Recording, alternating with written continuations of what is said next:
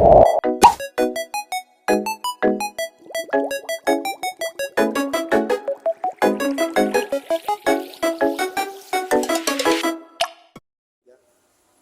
warahmatullahi wabarakatuh. Perkenalkan, nama saya Bobi Tahir Kurniawan dengan NIM 23073114, Departemen Teknik Otomotif, Prodi Pendidikan Teknik Otomotif. Oke, di sini saya akan mau wawancara di suatu instansi yaitu SMK Negeri 8 Padang dengan tujuan untuk wawancara pada BK.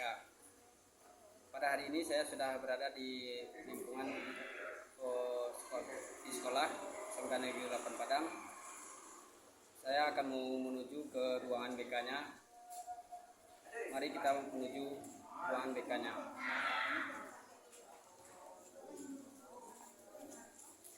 Inilah di SMK Negeri 8 Padang. Kita mau menuju ke ruangan, sudah sampai pada ruang BK di SMK Negeri 8 Padang ini. Kita mau masuk ke dalamnya dan mau lihat ruangan BK-nya dan mau wawancara pada guru-guru BK-nya. Mari kita masuk ke dalam. Assalamualaikum.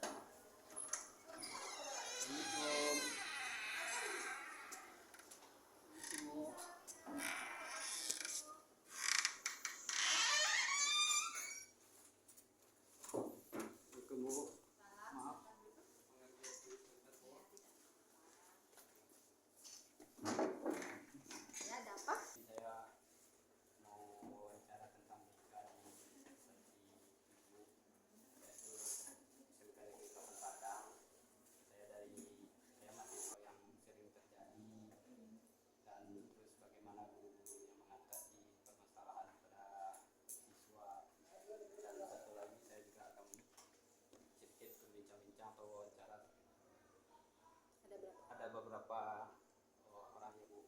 Ya, ada 5 orang guru BK. Ada 5 orang guru BK. Terdiri dari koordinator dan anggota. Ya, koordinatornya siapa ya, Bu? Koordinatornya namanya Ibu Putri Syambat, kebetulan beliau lagi rapat. Dan anggotanya ada Ibu Juni Jumarni, Bu Sri Fitriani, Aprilia, saya sendiri, dan ada lagi Bapak Fahmi. Nah, kami berlima di sini untuk dalam pengatasan masalah anak. Itu rata-rata guru BK-nya ada yang megang 8 kelas, ada yang 5, ada yang 6 kelas. Jadi setiap guru BK itu dalam studi itu yang lebih banyak masalahnya. Jadi untuk kali ini yang sering terjadi dianggap sekiranya per semester atau per tahun. Oh, per tahun. Kalau tahun ini apa yang banyak terjadi persoalan di BK ini? Kalau untuk sekarang permasalahan yang terjadi yang banyak itu adalah kenakalan remaja yang cenderung lebih ke kedisiplinan, yang mana sekarang siswa-siswa sudah merokok sembarangan tempat, tidak mengenal lingkungan. Habis itu lebih ke hubungan muda-mudi, ia juga kurang memahami, tidak adanya kontrol diri, terlalu sibuk dengan media sosial. Jadi itulah yang menjadi acuan bagi mereka dalam berpola perilaku sehari-hari. Contohnya kalau dulu kan pas sekolah kan siswa mendengarkan gurunya. Ya. Sekarang cenderung siswa jarang mendengarkan gurunya. Karena apa? Mereka pengaruh tadi, dari HP tadi. Nah, jadi kenakalan itu semakin meningkat. Karena gini, mereka tidak takut. Kalau ditegur pun mereka didengar, cuma setelah itu nanti diulang lagi. Jadi kesadaran untuk diri itu tidak ada.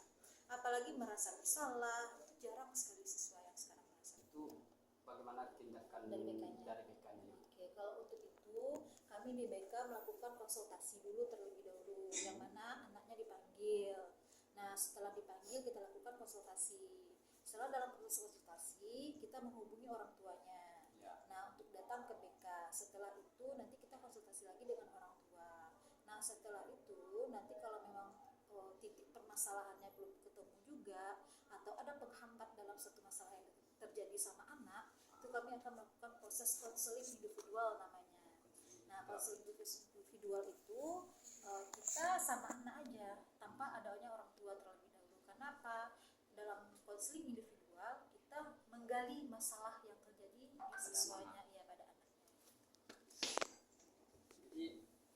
setelah tahap itu dilakukan atau konseling pada individuan anak tadi, jika itu tidak sudah dapat permasalahannya apa dan sudah diberikan saran, itu apakah berkelanjutan kepada orang tuanya atau untuk dipanggil juga Bu, atau cukup dengan BK saja. BK saja Bu? Nanti ada koordinasi lagi dengan orang tua, yang mana nanti ada tindak lanjut dari proses konseling tersebut.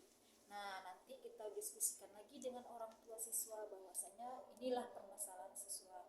Nah, nanti ada pembinaan di BK-nya, ada pembinaan 1, pembinaan 2-nya.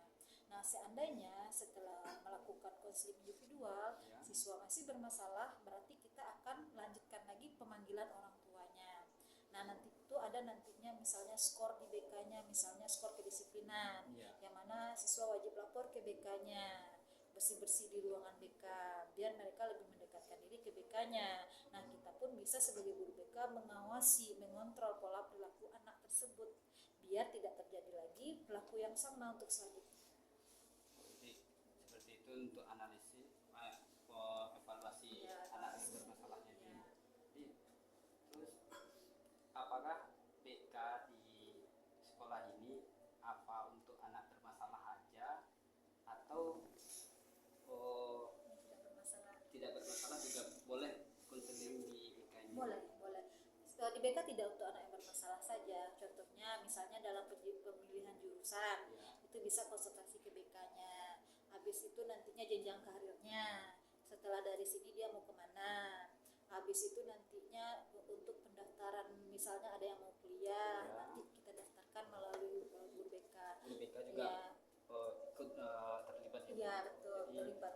terus Ibu bilang tadi kan untuk bermasalah pilihan jurusan itu di saat siswa itu sudah masuk ke dalam sekolah atau sebelum bisa pendaftaran siswa baru ke sekolah tersebut apa itu?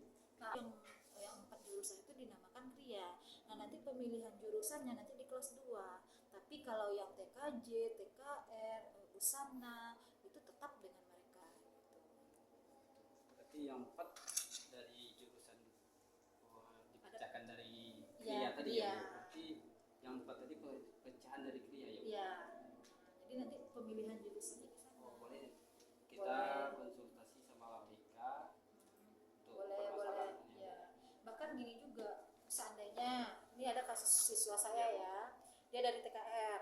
Ternyata dia setelah menjalani 1 semester di TKR. Itu perpindahan siswa seperti itu, faktor anak seperti itu apa Ibu mengetahui atau dibicarakan sama Ibu? Contoh seperti ini, saya mengambil jurusan otomotif, cuman Yang tidak bisa dicapainya.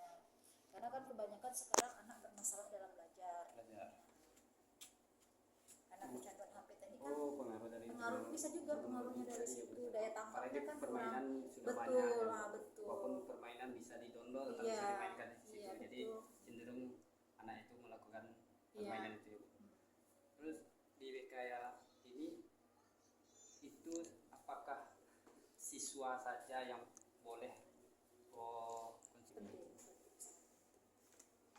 Apa jika tidak ada lah BK ini di satu saat itu, mungkin apa yang akan terjadi untuk mengatasi Iya. siswa-siswa bermasalah atau apa ya?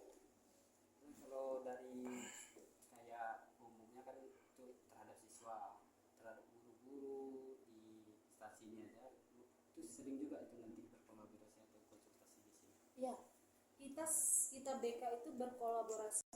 Contohnya seluruhnya BK berkolaborasi dengan wali kelas, dengan jurusan, dengan guru mata pelajaran. Ada siswa itu melakukan tahapan yang tersebut. Oke lah mereka Bu. Mungkin untuk kali ini saya sudah mengganggu waktu Ibu.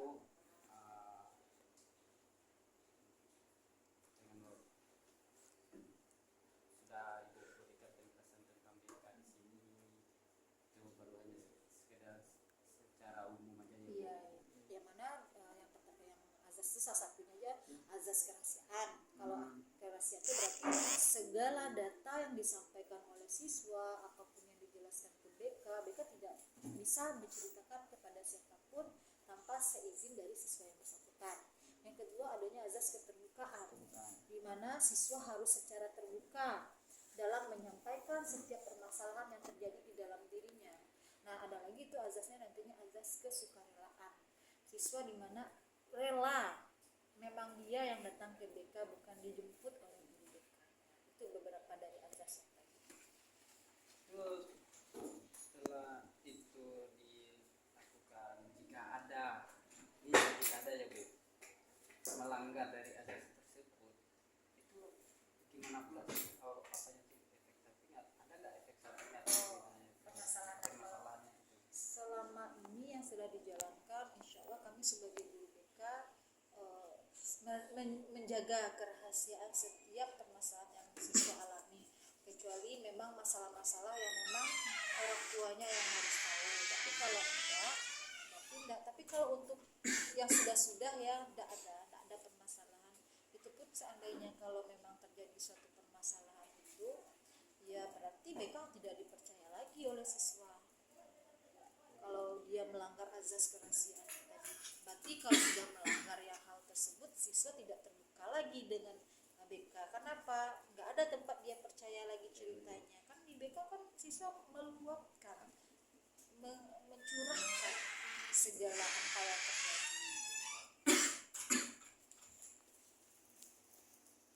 Nah, Ya, mungkin Bu, yang ada lagi sedikit. boleh. Desa ini ada nggak kegiatannya atau langsung terjun ke lapangannya itu seperti apa sebenarnya?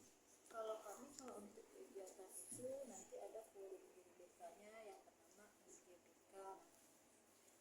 Itu nanti Namanya Bu? MGBK, pertemuan guru BK. Kalau biasanya ini Kota Padang gitu ya. Kadang ada kegiatan yang provinsinya. Kalau terjun ke lapangan palingan nanti kami adanya kunjungan rumah.